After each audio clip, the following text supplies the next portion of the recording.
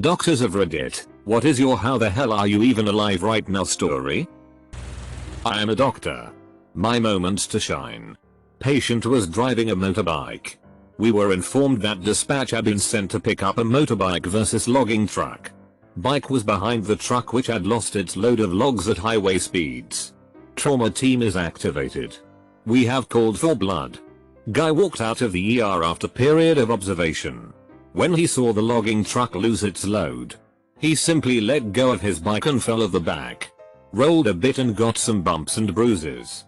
But fine. Second case off the top of my head was a 92-year-old lady with urosepsis, bacterial infection in her blood from a urinary tract infection.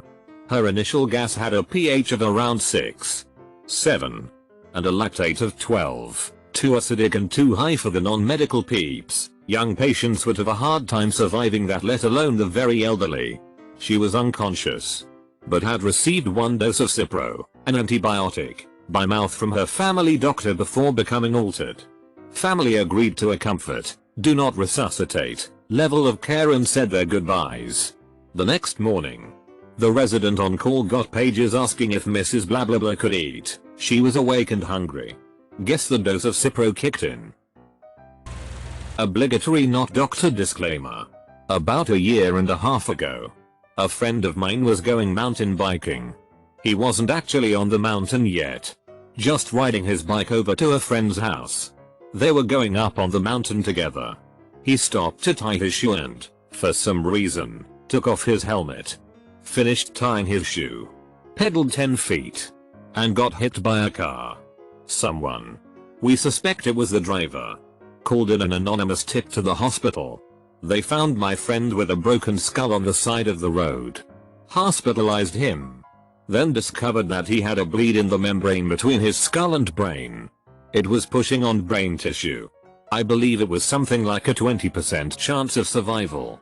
The trauma team drained his skull, stapled it back together, sewed his head up, and 2 days later he woke up extremely concussed and confused, but otherwise fine. Scared the hell out of us and his family. But all is well except he occasionally feels the weather and gets a few more headaches than usual. Bright side to all of this is that he found his calling once he was back in the workforce. He immediately became a paramedic, and is currently getting his certification to work as a fire rescue paramedic. Now he saves other people's lives. Full circle. Second-hand story from my dad, a paramedic. We got a call for an elderly patient with severe burns. What we figured out later was that they had fought their clothes on fire cooking something, and run around their kitchen setting everything else on fire and not putting themselves out. We get there and put them on a stretcher, because that's procedure. But we're all certain they're dead. The whole body is black. They're not moving, etc. So we're talking to each other as we wheel the stretcher out, saying things like, how'd this guy do this to himself? And this dude's really fucked up. And then what's left of the eyelids flicker and the patient rasps, I'm a lady. The guys near the stretcher ship themselves and everybody else tried to stop laughing. She died at the hospital. Whenever my dad tells this story, me, him, and any co-workers around start laughing. And everyone else is kind of shocked that he'd tell the story. Not a doctor, but a police officer. About 12 years ago I was working in the NYPD, in the Bronx. We got a call of a fight in progress in hallway of an apartment building. When we get up the stairs there is a young man laying on the floor in more blood than I thought was even inside the human body. The blood covered the entire landing, almost pouring down the stairs. A rival drug dealer stabbed him 7 times in his stomach and chest with a 6-inch steak knife. I thought he was dead for sure. 2 years later I walk into the cell block and there he is sitting on the bench, behind the bars. He was arrested for selling drugs in a schoolyard. My actual question to him was, how the fuck are you still alive? Double quote. My dad was a doctor and, after getting out of the Army Air Force in World War II and completing his residency, he worked briefly in New York City. He was called to someone's house for an emergency and when he got there, discovered it was a 5-story walk up. He trudged upstairs wearing his suit and heavy overcoat. carrying his not too light doctor's bag. After knocking on the door, he was greeted by a young woman, who led him into the rear bedroom. There lying in the bed was a perfectly healthy young boy of about 7. The mother said to the boy, "I told you if you didn't get up and clean your room, I was going to call the doctor to give you a shot." Double quote. It was amazing that this woman was still alive after my father left. True story. A woman lost control of her car and slammed into a house. The house had a wooden deck and a splinter which was really a giant sharp chunk of wood, about 4 inches in diameter, smashed through her nose below her eyes and stopped a few millimeters in front of her brain. I was called to the ED to intubate the patient. I realized quickly after arriving in the trauma bay that the woman was not only alive, but also completely conscious and could hear everything going on around her. Fortunately, the intubation was really easy, and she went to the OR and survived. I don't know how the reconstructive surgery went, and I haven't heard anything about her in months. But that image of a woman lying in the trauma bay with a giant chunk of wood coming out of the middle of her face will never be erased from my mind. Not a doctor, of course, but I worked with a guy who was at the hospital getting x-rays or an MRI done, not sure which, on his upper body. Partway through the imaging, the doctor starts freaking out and tells him to lie completely still and not to move his head. Turns out his skull isn't attached to his neck by bone or cartilage, which he and the doctor didn't know about until the imaging. He wasn't even getting checked out for neck pain. He was getting his rotator cuff checked. Turns out the problem was that about 20 years earlier he was in a car accident which led to the injury. Apparently because he worked out extensively it didn't cause him any issues. Also, it was explained to me that way. Once they realized that he was fine, they just advised him not to ride any roller coasters or stuff like that. And the doctor who found it wrote a medical paper about it. My details may be off. It's been a few years since I worked with the guy and was told the story. Not a doctor, but a guy I work with was traveling up a mountain to get to a job site with a team of about 6 people in total, and they had a heavy rain the night before causing a few rock slides, but nothing too major that would cause them to think they shouldn't work. So they took their 3 trucks up the trails and came across 2 boulders blocking their path, and they got out to try to see if they could somehow drive around, when another boulder suddenly slid down and pinned him in between the one he was standing by. My brother was standing 6 feet from him and said the sound was horrifying and he was sure he was dead. Even though the rock was roughly the size of a sedan, it only hit his lower half, and long story short, it was a long road to recovery, but the only broken bones he has was a shattered pelvis, and now he has a colostomy bag from it rupturing his colon. There may have been other stuff, but I can't quite remember specifics other than he was touch and go in ICU for a month or so. But yeah, all the docs agreed he shouldn't have survived. He's doing well now though. A few years ago, a 5-year-old boy was brought to the emergency department. To us, he was dead. He wasn't breathing and had no pulse. As per protocol, attempt was made to resuscitate him. After 10 minutes, he had a very weak pulse, so we shifted him to the ICU and put him on the ventilator. We didn't expect him to survive the night. Over the next 3 days, his pulse became stronger but he didn't breathe. After 2 more days, he started making some breathing effort. After a week of admission, the boy was taken off the ventilator and breathing independently. 2 days after that, he was running around the ward, eager to go home, and this was the child who seemed to be dead on arrival. Nurse: here we had a guy walk into the ER. He had neck pain after diving into a shallow pool. After having an x-ray and waiting 4 hours, he decided to get up and leave as the pain wasn't worth the wait. As he walks out, the attending yells for someone to stop him and immobilize his head. Turns out his C4 was cracked and rubbing close to the spinal cord. One wrong twist, he would have been paralyzed. Not to mention he also had a small brain bleed, which was only noted after the CT scan before the surgery. My grandmother suffered a stroke in the middle of the night when she was getting out of bed. She was a widow, and it unfortunately coincided with the exact time that my parents was on a vacation.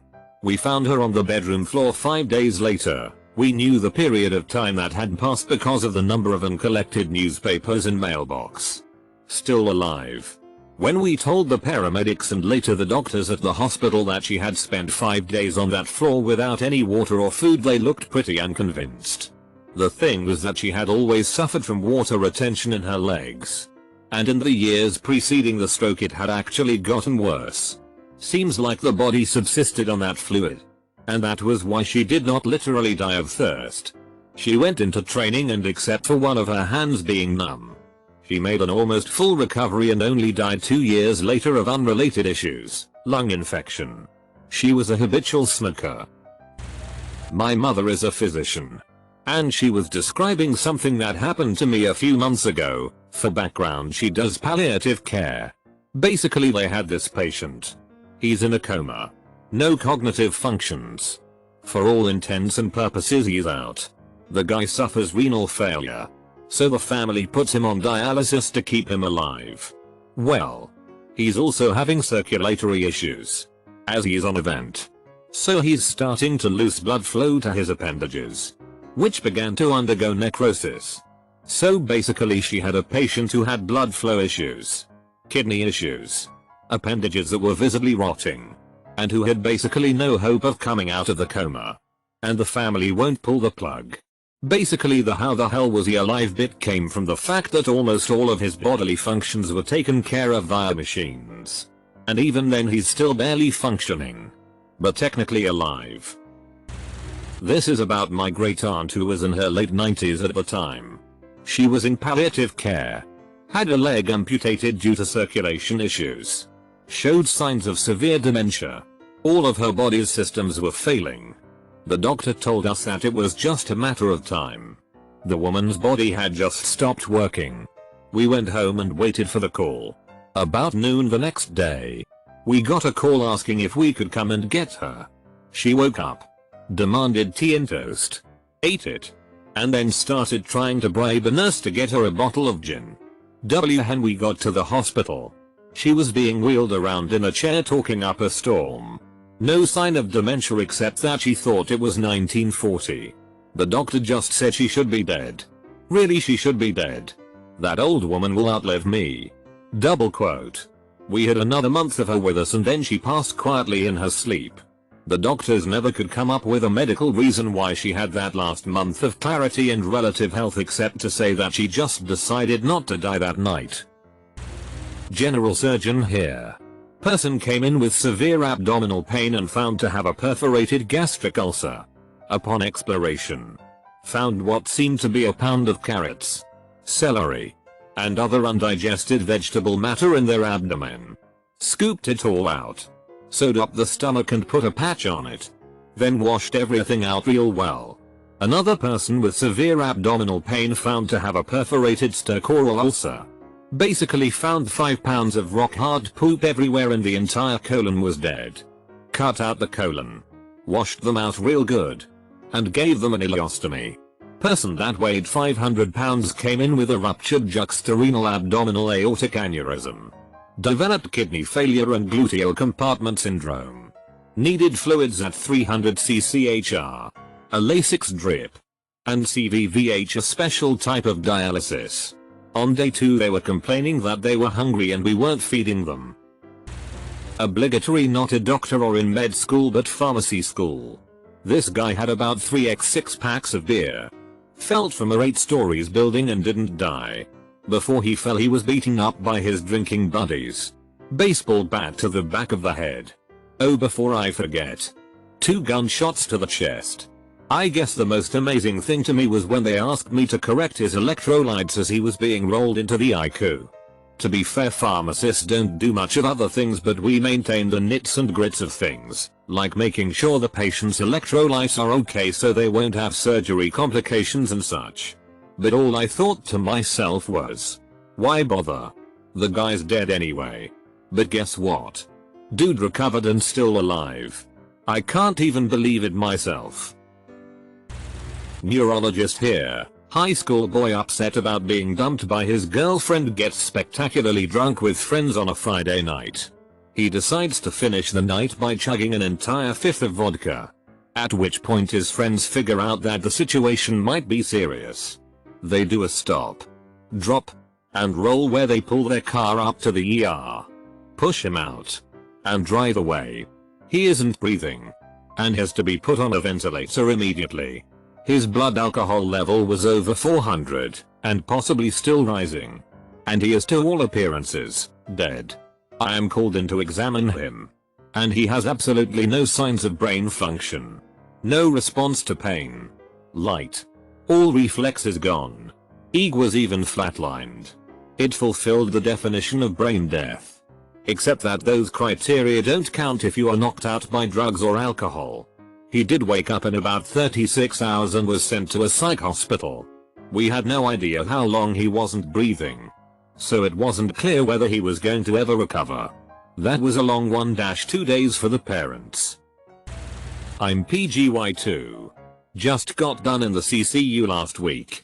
Had 2 patients with troponin, one above the upper limit of the assay, 440. The only other one I had before this died. Anyway.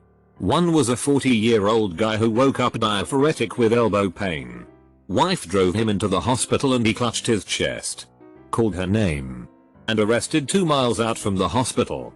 They pull up in the ER. Find him pulseless. Start ACLS for somewhere between 30-60 minutes.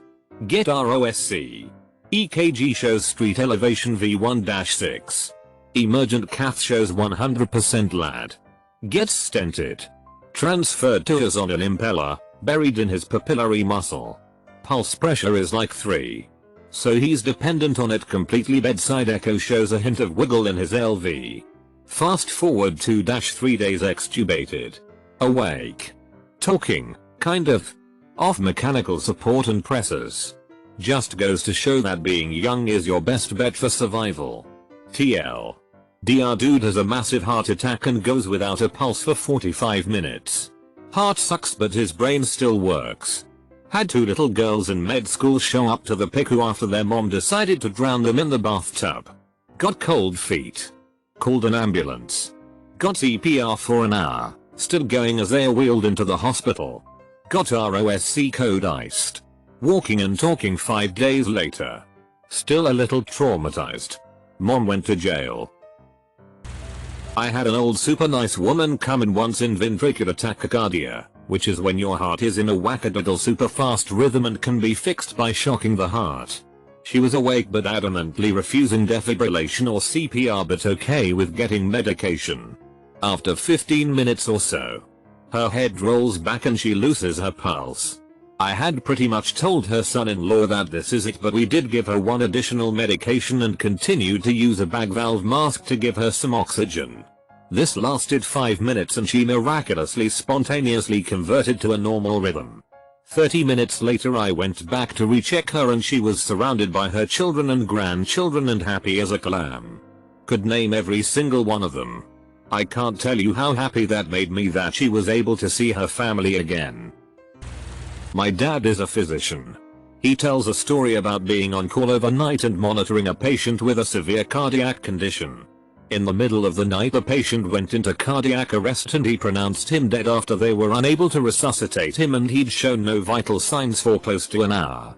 Later on that night he got a page indicating that there was a patient who had a bone to pick with him. He returned to the ward to find the deceased patient upright in bed. Alert and fully lucid. He was joking about the fact that he had been pronounced dead earlier that night. His return to health was remarkable. And possible only because his condition had involved the very gradual shunting of his pulmonary arteries so that his body had slowly, over the course of months or years, become adapted to a low oxygen environment, allowing it to survive approximately an hour without any cardiac function. A friend of mine is a 51-year guy. He pulled his car on a highway and exited the car to check his trailer. A van coming 100 km per hour was coming down the highway and watering the windshield and hit him at full speed. He flew between the car and the trailer. Fractured hip. Fractured shoulder blade. Fractured spine, and the car also drove over his ankle, smashing it completely. 8 months later he is full of metal and back to playing hockey. He said that if the car was anything smaller the van, the people inside wouldn't have survived the tackle. I laughed at that joke. Not a doctor, but we got a patient in ER who had received 8 gunshots to the torso. 1 in the head. And multiple to the arms and leg. It was a horrific case of her uncle deciding that if he couldn't have her then nobody would. Yeah. It was really effed up. No long-term damage with the mental faculties and overall she recovered, but it took months and multiple operations. Second big one was a Marine who got ran over by a tank. It was the first time I placed an adult patient on high-frequency oxylation. Basically, instead of pressurized air being pushed into the lungs, we used vibrations to move oxygen and CO2 in and out of the lungs. Third one was the guy whose wife tried to kill him by turning on a cement truck while he was in it cleaning it. Cement trucks have blades inside and is like a dryer. He had massive bands with hooks to hold his chest together and had to have his esophagus closed. I was working as a helicopter retrieval doctor in Australia last year. Called at 2 AM to a car crash in the middle of nowhere. Patient was 150 kilograms and 5 foot tall. So drunk he could smell the alcohol in her blood. Had been ejected from the front passenger seat of a car through the front windscreen. Wearing no seatbelt. Had lain undiscovered for 3 hours on the side of the road. The temperature that night was 2 degrees centigrade. Her entire right scalp had been degloved. Blood pressure and oxygen saturation were unrecordable at all times on transfer due to shock. Hypothermia and body habitus. Carotid pulse only. GCS3, completely unconscious. Due to her enormous obesity, any movement of her head from the position she happened to land in obstructed her airway. If she had landed in any other position she would have had no way to breathe and died. 2 hours flight from nearest trauma center. Unable to intubate her without drugs due to muscle tone. Scariest RSI of my life. Drugs to paralyze then intubate, middle of a paddock. On ambulance stretcher. Under lights. Patient placed in ramp position. With best rewarming we could do in the helicopter, core temperature was 29 centigrade on arrival in ED. We didn't carry blood on the helicopter at that time. Survived and discharged neurologically intact. When I was in pharmacy school I did a clinical rotation in a hospital with an infectious disease doctor. One of his ICU patients was in a coma. He had severe trauma from a motorcycle accident. My doc was just one of the many doctors following him. In our case it was because of sepsis from a perforated colon. Things were not going well. He'd been in a coma for 2 weeks and showed no signs of coming out of it. The team of doctors, and me, sat with the family and discussed taking him off of life support. The family decided that it was the right decision. They said their goodbyes and I figured that was it. But the next day I came in and he was still on my patient list. I went to the ICU. And there he was. Alive and actually awake. Apparently he woke up that evening after I left. And he actually started to get better pretty quickly. Less than a week later he was out of ICU and in a regular room. And the next week he was no longer my patient because his sepsis had cleared and he no longer needed to be followed by the infectious disease doctor. It was pretty damn amazing. Edit. Typos. Rookie firefighter. This was just a few months ago. I made my first medical call to a woman found unresponsive. This woman was a stage IV lymphoma patient who had 2 months to live. 6 months prior. When we got to her, she was on her bed with no pulse and cold. We found no DNR. And the family screamed for us to do everything we could. And paramedics en route told us to start CPR. We began compressions and rescue breathing and worked on this lady for 28 minutes and she finally had a pulse and began breathing on her own. I was thinking there was no way we could bring her back. But we did. Not a doctor. Happened to my brother when he was in his early 20s. Going over a snowy mountain pass and he is in the passenger seat. The driver goes into oncoming traffic and beside my brother was on hit an oncoming truck head on 80 miles per hour both cars. His seatbelt was ripped out along with his whole seat of the car and even some of the car. I was 5 when this happened and no one really remember what happened because of the collision. He flew onto the guide rail of the cliff and slid his whole chest down it, cutting into him with the seat still on his back. Then he flips at the edge of the cliff. Unconscious at this point and they speculate from the blood trails he slid down the mountain and the seat.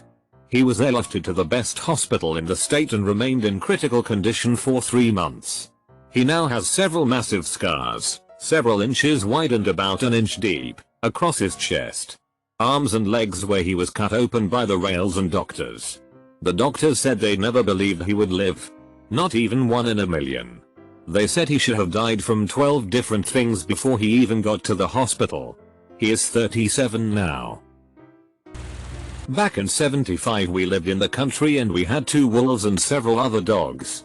One morning after my mother had taken the kids to the bus stop, the male wolf got it into his head to attack me. I was on my back with this 95-pound wolf trying to rip out my throat. I'm fighting for all I'm worth. I'm prying his mouth off. I'm hitting him with my fist. My black lab broke a chain and came to the rescue and saved my life. My shirt was torn to shreds. I had puncture wounds in my throat. My fingers were torn. Had it not been for my lab, I'd have died. A week later Dad took the wolf off and shot him. The lab was a rescue dog. Dad had found her on the side of the road and brought her home. Never knew who to thank. The bad guy for dumping that dog on the road. Or Dad for saving her. Of course. I thanked the dog and she always got special treats. Obligatory, not a doctor, but my great-grandmother and grandfather both scared doctors. My great-grandmother did so by having a blood pressure of 240/190 for 3 months straight, including being on a no-salt diet for 3 months minus 1 day of it, until one day it just dropped back to normal. There was no damage to her body anywhere, including with the blood vessels. My grandfather had polio when he was a kid, think between World War I and World War II, and they thought he would die since it took out his ability to move anything below his lungs. He ended up being that bad, and then it was as if polio decided to just retreat. It was gone within a couple of weeks, and the only long-term damage after everything was minimal. He just had his growth plates inactive for a while, so he ended up fairly shorter than his dad and my dad. Anesthesiologist here. We had a fine young gentleman who was shot while diving away from a gang-related bullet. A single bullet hit his right subclavian vein. Went through his right lung, right diaphragm, liver, many loops of bowel.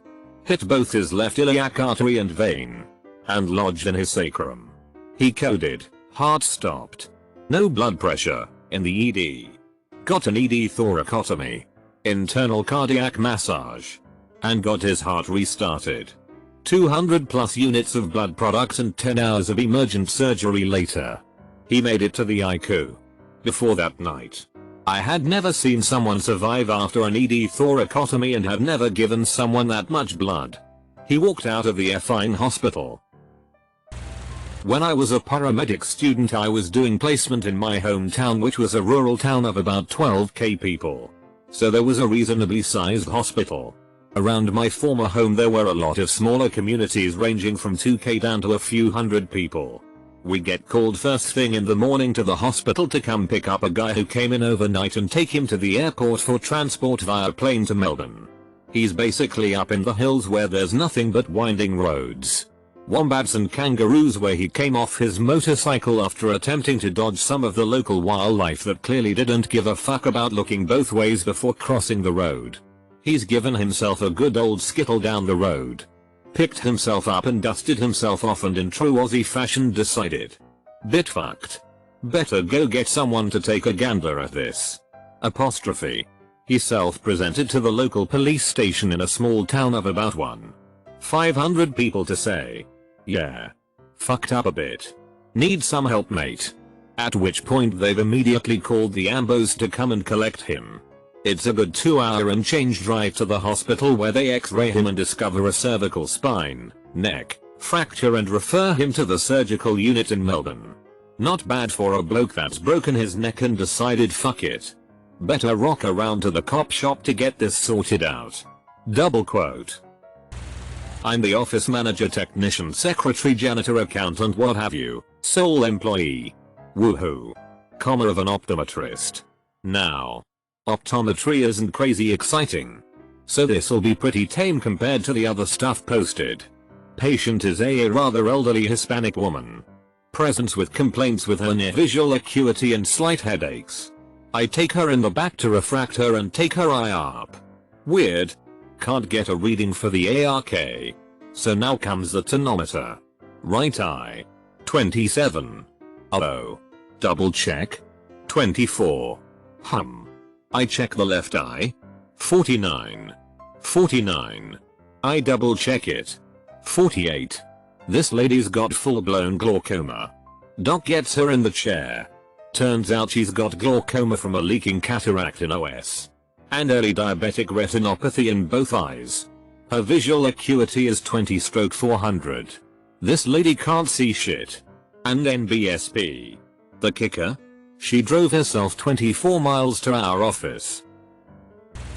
Well, this story has happened somewhere around the 70s to my uncle and even made it to the newspaper. My uncle was driving on a scooter one afternoon on a country road when he was hit heavily by a car from the back. He fell off the scooter, flew through the windshield of the car and came to and hauled on the back seat. The driver of the car stepped on the brake so that he flew from the back seat again through the windshield and ended lying on the road. Except from some bruises, he was unharmed.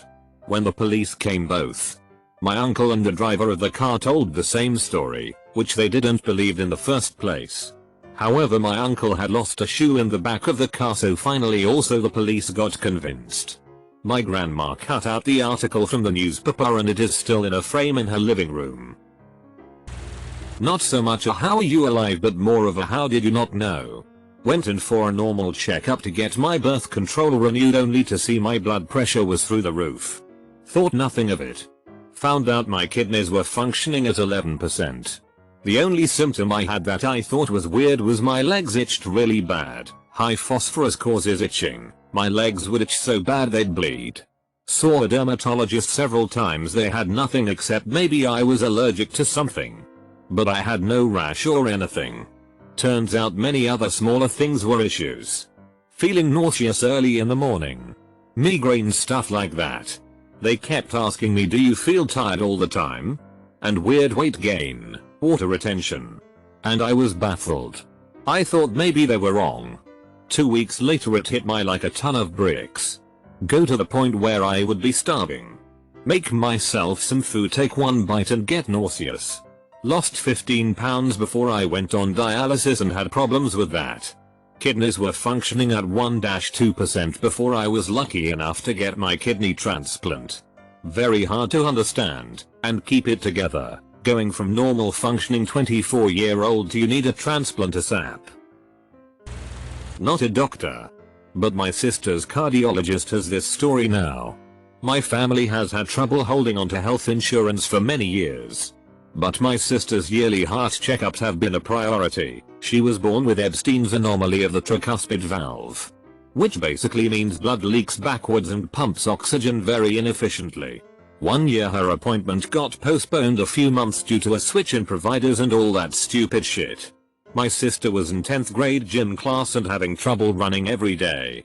That's what she told us. I feel kinda sick after class, which we thought would mean she got lightheaded. Turns out she was puking every class due to the exertion. My parents immediately decided that checking up on her heart would be the best decision, and thank God they did. Her cardiologist said her heart was the size of a small watermelon and it was an absolute wonder she was only puking and not passing out or literally dropping dead if she was running a mile in less than 30 minutes, and I think her mile was under 15. He said it was one of the most advanced states of Ebstein's he'd seen. If not the worst currently unoperated case in the country, US. Basically, she had to have an emergency open heart surgery, cone procedure and bidirectional Glen at Boston Children's. And now, 4 years later, she's still on medication and is looking to get a pacemaker. Unbelievably, the arsehole gym teacher still gave her a B final grade. I did the medical rotation where my consultant was an endocrinologist. We had a young man with type 1 diabetes who would present almost weekly in diabetic ketoacidosis, DKA, actually a medical emergency as can cause coma and death, from not taking his insulin and just eating whatever he wanted. Always self-discharged once he felt better. In my last week of the rotation, he came in after overdosing on IV opioids, found by his family after no one having any contact for about 24 hours. His temperature was 24 degrees Celsius in the ambulance and the pH of his blood was 6. 76. 7. 35-7. 45 is normal. Less than about 6. 8 is not generally compatible with life. The paramedics, who all knew him, genuinely thought this was it for him. As did all the IQ. But as the old saying goes, you're not dead until you're warm and dead, in that at cold temperatures, your metabolic rate can be slowed to the point where it appears you're deceased. However, on warming, your body resumes more normal metabolic function. Warmed him up in the IQ. Treated his DKA and he survived. I rotated away to another hospital before he was discharged, but he was out of IQ when I left, awake and interactive. Edit. To Cleffy. 24 degrees Celsius. Normal is 36-37. 5. Paramedic here. I ran a call on a guy that was ejected out of a late 80s Mustang. The guy said the car rolled 2 times before pitching him out of the driver's side window. He said he landed on his head and the 7-inch scalp avulsion seemed to corroborate his story. The car was completely crushed and sitting on its top. The guy wanted to refuse treatment and transport. GCS 15 and never lost consciousness. I insisted though that he be seen at the ER. He rode the whole way texting people. When I told him that he shouldn't be alive, he said, yeah, I got a hard nugget. Not a doctor, friend who's a crime scene tech. They apparently tell this story to police now to remind them that unless somebody is 100% utterly dead, like head 20 meters from body, call the ambulance. Police rock up to an address of a couple of druggies. Enter and it's a mess. Mattress at the center of the living room floor and blood everywhere. Cannot reach the mattress without stepping in it. Spray on the walls and ceiling. 2 bodies on the mattress, both covered in blood. Cops have to go round and enter through the back door just to get near them without fucking up the scene. Cops check. But no signs of life. Call detectives who arrive and start investigating the scene. About 1 hour into it and one of the bodies takes a deep breath and starts to move. For some reason no one decides to shoot what was obviously a zombie. Turns out they got high and decided to end it all. Only one didn't succeed and just had a really strong nap. And that's why police in my state can't issue life extinct certificates unless they are looking at a 3-year-old skeleton. We have a patient we see at our hospital monthly. Young guy. Early 20s. Absolute turd to take care of. He has diabetes and essentially refuses to take his insulin. He comes in every time with diabetic ketoacidosis, which is essentially your body going into a coma-like state due to your blood pH becoming acidotic and very elevated sugars. The impressive part isn't that he survives this. Most people do. It's that this is a recurring event every month and each time someone manages to find him, get him to the hospital. If he was ever alone when this occurred and no one found him in a timely fashion, he'd be toast. Been seeing him regularly at the hospital for the last 18 months I've been here.